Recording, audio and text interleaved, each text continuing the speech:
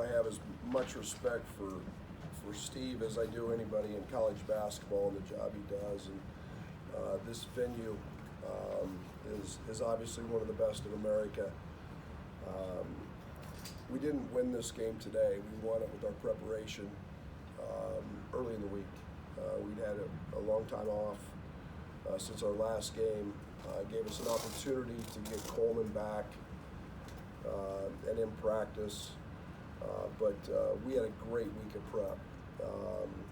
I was very focused on the rebounding side of things. I was very focused on our offensive execution. We added a few things. And then, our saying, defense travels, toughness travels.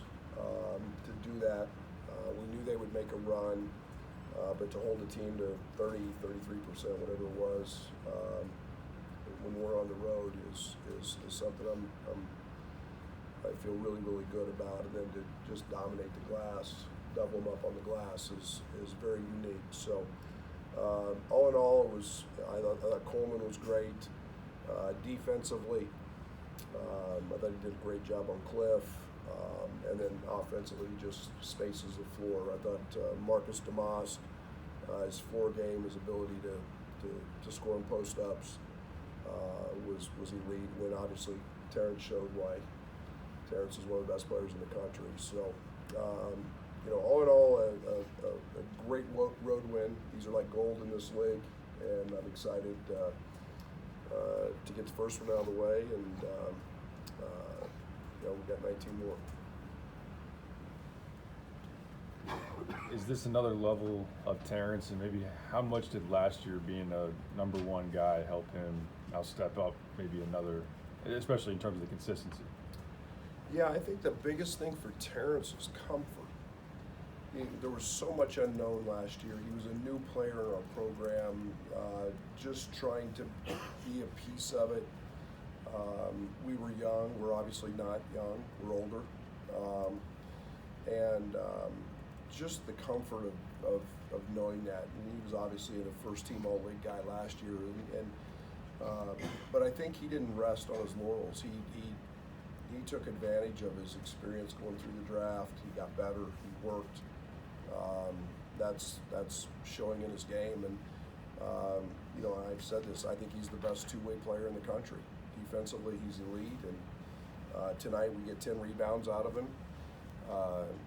Terrence can do that every night, and that's what good players do, is they find ways to stuff a stat sheet and help their team win, and he's doing it all.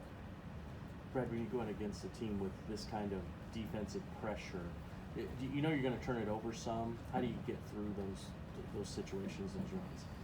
Yeah, I mean, we're a really good passing team, so I didn't feel like you ever had to really handle it.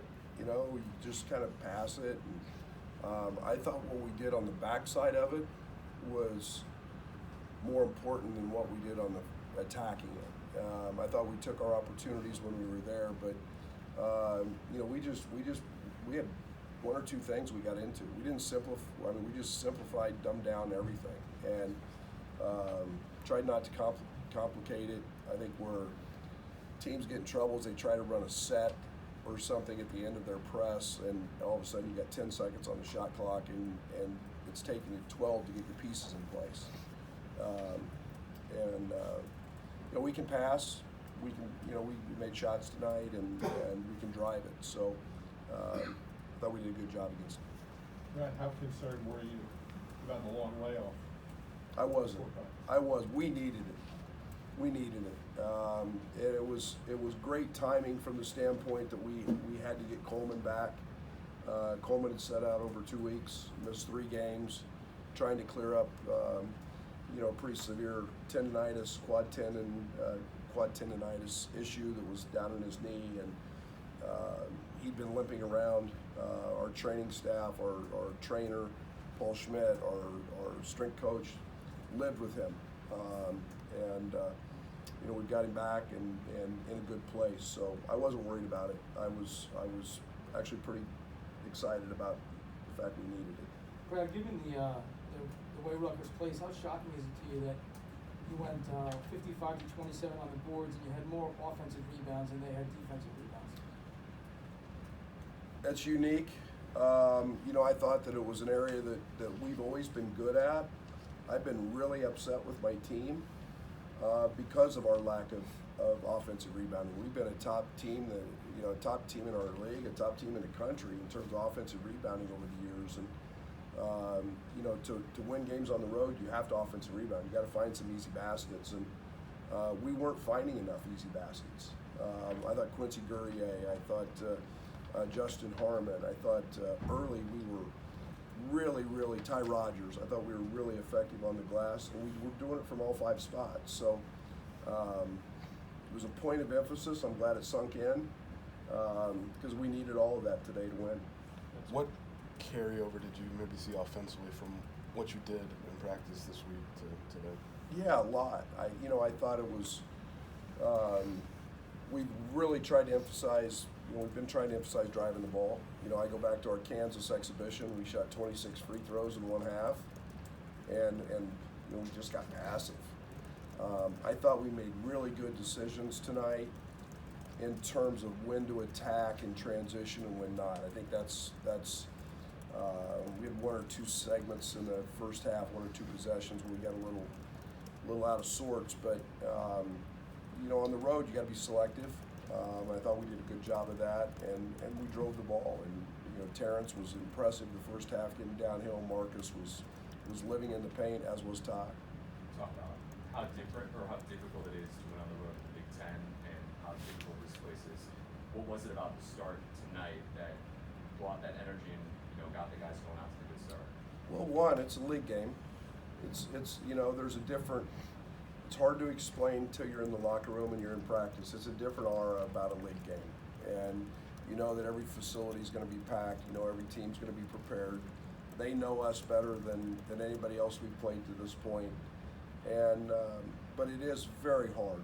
And Steve's one of the elite coaches in the country. That's a very good basketball team.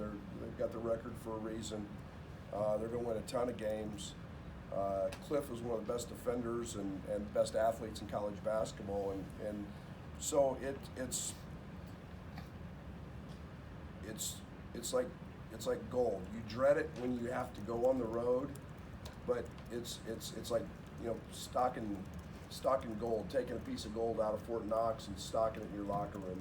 It's so hard to do in this league, and you got to be extra tough. And like we said, that's what we try to build our program on is toughness and defense. And tonight we were able to do both of those. You had said you weren't concerned about Marcus having a couple of off games. Was there anything you saw in the lead up that you knew he was going to be this good tonight? Well, I knew in the recruiting process he always played pretty good in big games. This game was he was great in Marquette. He was really solid. I think he's starting to find more comfort in everything that we're doing. I think he's if Marcus does anything, he works too hard. He lives in the gym, but you get rewarded for that, and he's starting to see that. And again, tonight was a night we put the ball in his hands a lot. We love the matchup, and we know how good a post player he is. Time for 2 more. Go ahead, Brad. You just mentioned matchups. When you go into this, do you look at sometimes you have almost like a point guard by committee, different guys running it, whether do matchups play a huge role in who you use? Absolutely. I think that's the world today. I think that you put good basketball players out there. We're getting better at making our reads. We're getting better at handling certain things. We've got multiple guys who can do it. Justin can make really good decisions. So I don't. I let you guys get all consumed with that, and I worry about who the opponent is and how they approach it. So Noah Fernandez is good at on-ball defender as there is in the country. I mean that dude's a pest, and it's a we did a pretty solid job against him. Good, Scott. What's your thought? What difference did having Coleman mean for maybe what you were able to do? He's a unique guy. I mean, he's 6'10". You know, I didn't truly expect him to have a great shooting night. It's hard when you've been out a couple weeks. But, you know, he just stretches the floor. He can handle it. He's intelligent. He's a very good screener. You know, and you know, he is capable of making 5 threes, so you better go guard him. And, you know, we did a lot of spacing tonight with him when Cliff was on him. And, you know, it took Cliff out of the paint. It opened the paint up a little bit. And Coleman gives you that luxury where you know, with some of our other guys, we don't have that. Thank you.